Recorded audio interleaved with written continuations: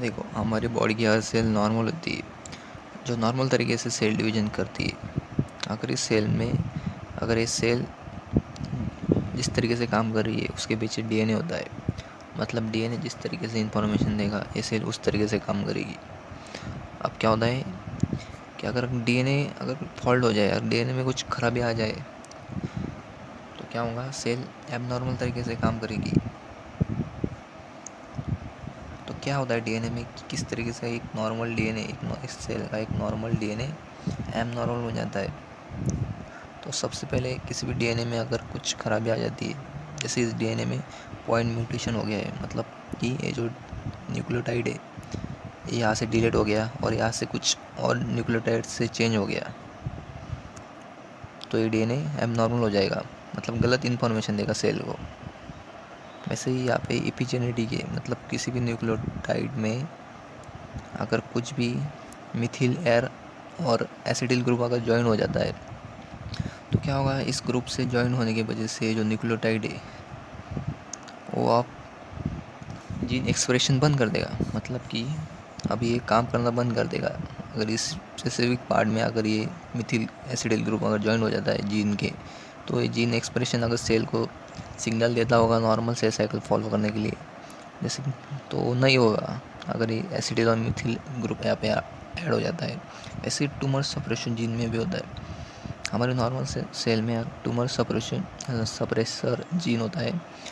अगर कुछ भी एबनॉर्मलिटी होती है इस सेल में तो ये उसे रोक लेता है। अगर इसी जीन को अगर इस तरीके से एपिजेनेटिक मॉडिफिकेशन हो जाती है, जैसे एसिटिल मिथिल ग्रुप जॉइंट हो जाता है इस जीन को स्पेसिफिक सेल के, तो क्या होगा, सेल अगर ये बंद हो जाएगा इससे ग्रुप जॉइन होने से, तो सेल एबनॉर्मलिटी शो करेगी, क्योंकि ये जीन बहुत इंपॉर्टेंट होता है, सेल को एबनॉर्मल होने से बचाता है।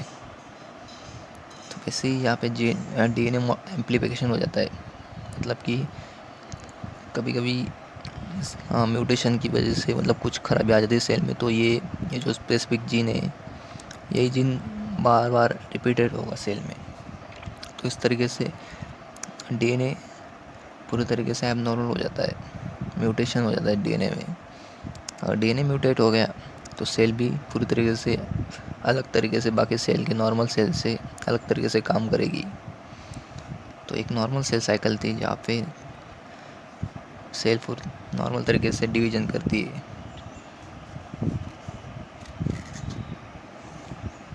हमारी हर नॉर्मल सेल में डीएनए में कुछ जीन होते जिन्हें रास जीन एंड एमआईसी जीन कहते। मतलब ये प्रोटोजीन होते, प्रोटो ऑन्कोजीन होते।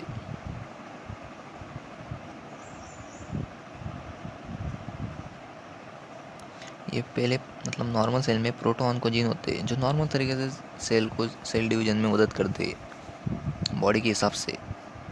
अगर इन प्रो ऑन्कोजीन में अगर कुछ म्यूटेशन हो जाता है, प्रोटो ऑन्कोजीन में अगर कुछ म्यूटेशन हो जाता है, इस तरीके से अगर एपिजेनेटिक म्यूटेशन हो गया या डीएनए एम्प्लीफिकेशन और पॉइंट म्यूटेशन हो गया, तो ये प्रोटो ऑन्कोजीन एक नॉर्मल सेल में ऑन्कोजीन में कन्वर्ट हो जाते हैं। मतलब म्यूटेशन की वजह से अब ये ऑन्कोजीन हो गए। तो ऐसे कुछ राज जीन एंड एमआईसी जीन है। अब ये क्या करते हैं हमारी बॉडी में, ये प्रोटो ऑन्कोजीन, यहाँ पे प्रोटो ऑन्कोजीन है, राज जीन एंड एमआईसी जीन।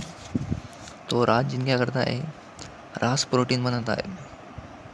जो रास प्रोटीन बनाता है, ये रास प्रोटीन अगर हमारी बॉडी में अगर कुछ हार्मोन रिलीज होते हैं, जैसे ग्रोथ फैक्टर, ग्रोथ हार्मोन, और कुछ केमिकल रिलीज होते हैं जो सेल को प्रोसीड करते हैं सेल डिवीजन के लिए, सेल को सिग्नल देते हैं कि अब तुम सेल डिवीजन कराओ। तो यहाँ अगर ऐसे कुछ केमिकल रिलीज हो गए तो जाके रिसेप्टर पे बाइंड होगी, और ये जो रास प्रोटीन है जो इनएक्टिवेट होता है पहले, जैसे ये यहाँ पे ग्रोथ फैक्टर बाइंड हुआ तो ये क्या होगा, रास प्रोटीन एक्टिवेट हो जाएगा जो बनाए रास जीन से। रास जीन ने इसको बनाया रास प्रोटीन को। अब ये रास प्रोटीन एक्टिवेट होने की वजह से कुछ सेल के जो प्रोटीन बाकी के प्रोटीन होंगे तो उन्हें फॉस्फोरिलेट करता चला जाएगा, और आखिर में जो ट्रांसक्रिप्शन फैक्टर होगा उसको भी, एक प्रोटीन होता है ट्रांसक्रिप्शन फैक्टर, इसको भी फॉस्फोरिलेट कर जाएगा, जिसकी वजह से ये एक्टिवेट हो जाएगा सेल के अंदर। अगर ये एक्टिवेट हो जाता है ट्रांसक्रिप्शन फैक्टर, तो वो जाके किसी भी हमारी सेल के जो डीएनए होगा उस डीएनए को ये इंफॉर्मेशन देगा कुछ एक्टिव और बोलेगा ट्रांसक्रिप्शन करवाओ, मतलब कि तुम अभी ट्रांसक्रिप्शन मतलब कि डीएनए से एमआरएनए बनाओ, फिर एमआरएनए से प्रोटीन बनाओ। ट्रांसलेशन मतलब कि आखिर में ये ट्रांसक्रिप्शन फैक्टर सेल को इस जीन की मदद से कुछ जीन को एक्टिवेट करके प्रोटीन बनाएगा जो सेल साइकिल को आगे प्रोसीड करेंगे। तो कौन सी प्रोटीन बनाएगा ये? तो ये बनाता है CDK and cyclin. By transcription factor से ये प्रोटीन बनेंगे सीडीके एंड साइक्लिन। तो ये सेल के ड्राइवर्स होते हैं, मतलब सेल को आगे प्रोसीड करने में इनकी बहुत हेल्प होती है। इनके बिना सेल आगे मूव नहीं कर सकती अलग अलग स्टेज में। तो सीडीके साइक्लिन यहाँ से बन गए ट्रांसक्रिप्शन फैक्टर से एक्टिवेट। तो अभी सेल क्या बना करेगी, इस ट्रांसक्रिप्शन फैक्टर एक्टिवेट से ये प्रोटीन बन गए। तो यहाँ पे दिख रहा है ये जो प्रोटीन है किस तरीके से यहाँ पे भी दिख रहे हैं कि हर स्टेज में ये प्रोटीन तैयार होते हैं सेल के अलग अलग स्टेज में, और वो सेल साइकिल को आगे प्रोसीड कर दे। किस तरीके से ये क्या करते हैं कि सीडी एन साइक्लिन ये फॉस्फोरिलेट करते हैं रेटिनोब्लास्टोमा प्रोटीन को। मतलब ये तो तैयार हो गए, तो अब इनका काम क्या है कि ये रेटिनोब्लास्टोमा प्रोटीन जो होगा उसको फॉस्फोरिलेट कर लेंगे। फॉस्फोरिलेट होने की वजह से ये जो रेटिनोब्लास्टोमा प्रोटीन है ये E2F रिलीज़ करता है। ये भी एक ट्रांसक्रिप्शन फैक्टर है। जैसे इस ट्रांसक्रिप्शन फैक्टर ने प्रोटीन बनाए, वैसे ही ये E2F, ये जो E2F है जो अभी निकल चुका है रेटिनोब्लास्टोमा से अलग हो चुका है, तो ये क्या करेगा, ये भी ट्रांसक्रिप्शन फैक्टर की तरह एक्ट करेगा और फिर से सेल के किसी भी और जीन को एक्सप्रेस करेगा, जीन एक्सप्रेशन करवाएगा और सेल को आगे बढ़ने के लिए प्रोसीड करवाएगा, मतलब मदद करेगा। तो इस तरीके से ये काफ़ी इम्पोर्टेंट होता है राज जीन। राज जीन की वजह से सेल आगे प्रोसीड होती है।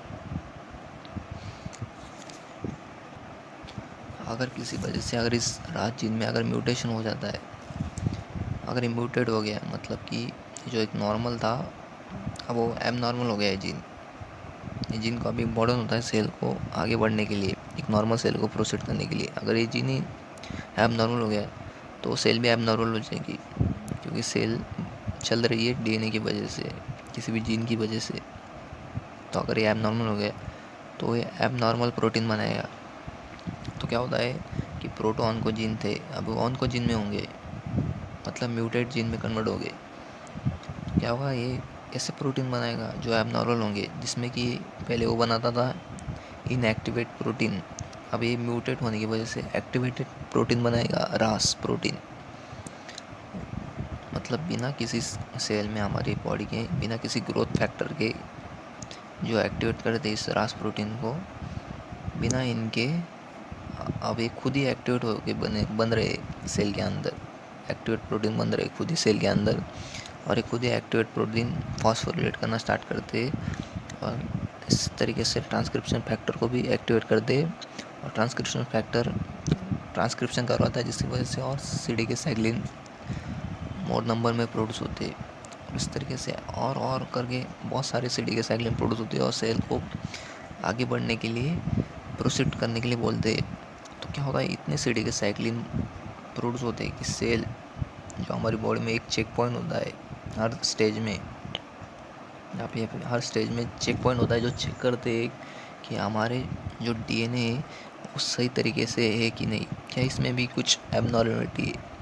अगर ये चेक पॉइंट क्या होता है, ये सीडीके साइक्लिन इतने प्रोड्यूस हो जाते हैं कि सेल बिना इन चेक पॉइंट को क्रॉस किए आगे बढ़ने लगती है और खुद ही एबनॉर्मलिटी शो करने लगती है और मोर सेल प्रोड्यूस करने लगती है कि रिपीटेड साइकिल चलती रहती है और बहुत सारे सेल बिना बॉडी की सिग्नल की वजह से तैयार होते रहते हैं।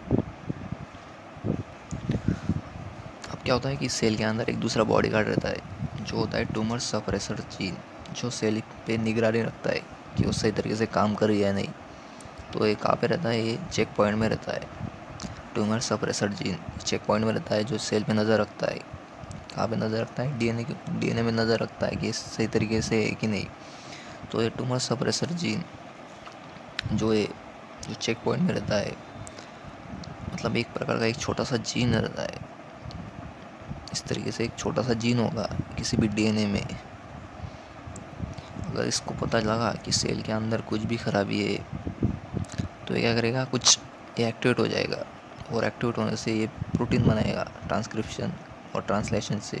जो प्रोटीन होगी P53 प्रोटीन, और ये ट्रांसक्रिप्शन फैक्टर है, ये प्रोटीन ट्रांसक्रिप्शन फैक्टर जैसे यहाँ पे दे, ये किसी भी जीन को एक्टिवेट कर रहे थे, इस तरीके से ये भी किसी एक पार्ट को एक्टिवेट करेंगे दूसरे जीन के, और एक्टिवेट होने से कुछ अलग तरह के प्रोटीन बनाएंगे।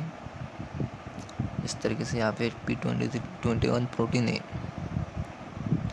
अब एक बॉडी गार्ड की वजह से क्या होगा, ये प्रोटीन बनेंगे जो सेल को अरेस्ट होने के लिए बोलेंगे, मतलब कि सेल को ग्रोथ करने से रोक लेंगे कि अभी ग्रोथ मत करो। तो ये क्या करेंगे, P21 प्रोटीन इस सीडी के साइक्लिन को इनिबिट कर लेंगे, जो ड्राइवर्स होते सेल साइकिल की आगे प्रोसीड करने के लिए। उसी तरीके से प्रोटीन होंगे डीएनए रिपेयरिंग के लिए। इसको पता लगा कि डीएनए में कुछ खराबी है, तो अब डीएनए को रिपेयर करने के लिए सेल स्टार्ट करेगी। अगर डीएनए रिपेयर नहीं हो रहा है तो सेल क्या करेगी, एपोप्टोसिस स्टार्ट करेंगी। या फिर सेल को अगर इसका डीएनए भी रिपेयर नहीं हो रहा है तो इस सेल को अब ख़त्म करना होगा। इस तरीके से ट्यूमर सप्रेसर जीन होता है, ये काफ़ी इम्पोर्टेंट होता है। अगर सेल में ये बॉडीगार्ड की तरह काम करता है। अगर ये ट्यूमर सप्रेसर जीन ही म्यूटेट हो जाए, तो अगर यही काम करना बंद कर दे तो किसी भी वजह से, सेल के म्यूटेशन की वजह से, तो क्या होगा, सेल पूरी तरीके से अबनॉर्मल हो जाएगी। अब उसको रोकने वाला कोई नहीं है, और आगे बढ़ती रहेंगी वो, और कैंसर फॉर्म करेगी, ट्यूमर फॉर्म करेगी। उसी तरीके से यहाँ पे MYC जीन भी रहता है, जो पहले हमारी बॉडी के लिए, हमारी हर सेल के लिए काफ़ी इम्पोर्टेंट रहता है। जो प्रोटोन को जीन रहता है, मतलब एक नॉर्मल होता है। ये क्या करता है कि सेल ग्रोथ के लिए and cell survival and cell activity के लिए काफ़ी इंपॉर्टेंट रहता है MYC जीन। अगर इस जीन को अगर ये जीन ही म्यूटेट हो जाए तो सेल क्या करेगी, मोर ग्रोथ करवाएगी, मोर सर्वाइवल एंड मोर एक्टिविटी करवाएगी। तो इस तरीके से ये जो हमारी प्रोटोन को जीन रहते हैं, राज जीन एंड MYC जीन, ये म्यूटेशन की वजह से ऑन्कोजीन में कन्वर्ट हो जाते हैं, और ये बिना बॉडी के किसी सिग्नल की वजह से खुद ही अपनी तरीके से काम करने लगते हैं। और हमारा जो बॉडी का रहता है ट्यूमर सप्रेसर जीन, अगर ये भी म्यूटेट हो जाता है तो सेल को रोकने वाला फिर कोई नहीं रहता, और सेल आगे बढ़ती रहती है, और सेल प्रोड्यूस करती रहती है, और सेल और सेल और सेल, जो बॉडी के कंट्रोल के बाहर निकल जाती है। इस तरीके से बॉडी के अदर फंक्शन को अफेक्ट करती है, और पर्सन की डेथ होने के चांसेस बढ़ जाते हैं।